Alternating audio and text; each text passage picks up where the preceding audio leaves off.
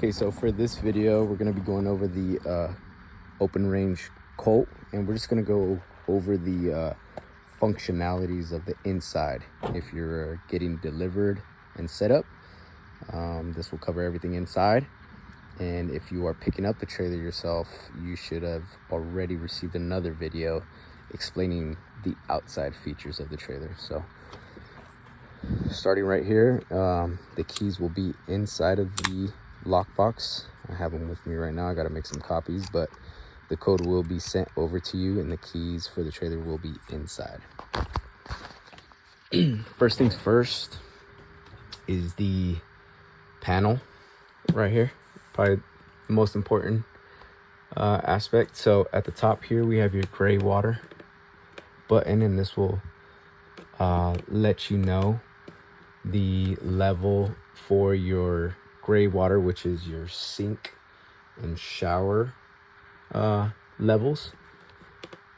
The one below it is the black, which will let you know your toilet deposits and your freshwater tank, as well as your battery level. Underneath that is your water pump, and you will only utilize this if you are dry camping, meaning you do not have any city water connection or direct water going into the trailer, and you have to utilize your fresh tank reservoir. Right here you have your exterior LED light and your interior lights. Now you can leave that on and also click them on and off throughout the trailer. This is your awning. It's the in and out. Now you should not use your awning if it is a windy day, only because one, it'll make a lot of noise flapping around, and two, it could potentially rip the seams over here in the corner if it's really windy and you leave it extended. So, or if it's raining, you can bring it in if it's raining, because the water will accumulate right here and make it really heavy. Or if it's windy, go ahead and make sure you bring it in, that way nothing gets damaged.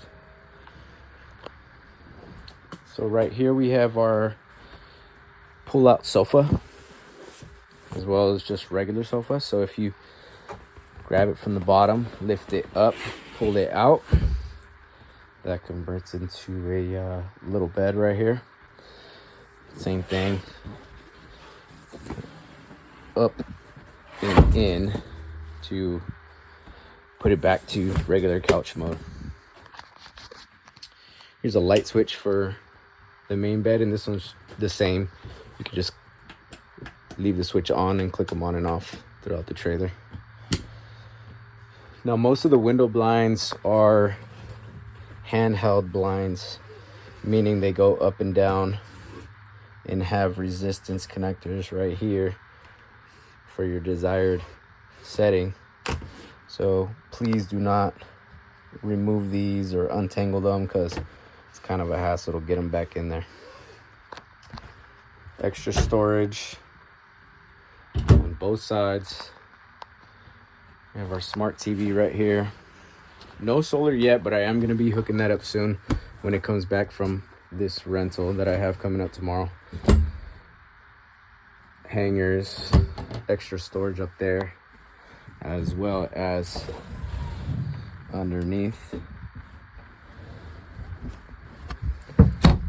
120-volt connections right there, and on the other side have a broom, AC connection, or AC air conditioning vent right here. This also converts into a bed if you needed an extra bed. So this tabletop just pops off. It has two poles right here, so that it pops off of both of these, and it lays on these black tabs right here on all four sides right here in the kitchen area. Then the pads will lay on top of this table, and you'll have another bed right here if you need it. So in here we have extra storage as well as complimentary items. Bath towels that I'm gonna be leaving in here, and then this is the RV manual in case you need it. But there's extras in here,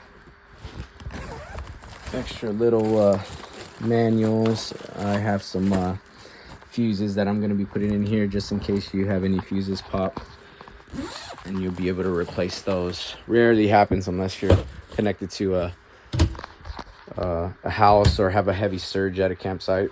But I'll show you where the fuses are and how to replace those. So right here we have a 12-volt TV, and this works directly off of the trailer batteries, which is pretty cool.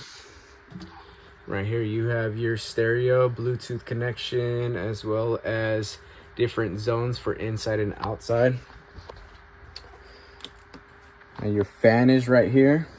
Right now it's set on furnace mode, and if you wanted to switch it, you just click the power button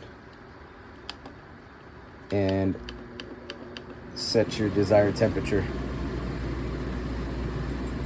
So for the furnace mode, that works off of propane, and once you set your desired temperature, let's just say you wanted to set it at 73, 72, the trailer furnace is going to kick on and off throughout the night to try to establish that desired setting. Okay, and then once you're done, you hold the power button and that'll turn everything off. You have your microwave right here.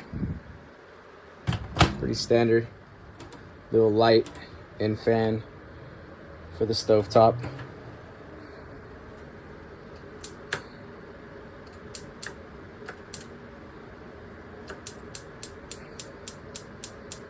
Well, the propane is off right now, but if I wanted to start up the burner, I would set my desired temperature, either low or high, and click it in to set that desired burner. Now it has 3 burners, and then this one is for the oven, and it's the same thing. It has the pilot right here, and you would click that in once the when the propane is on. Your water right here. I'm connected to city water right now, so we have access to water. More storage up here for kitchen items. Little USB outlet right here.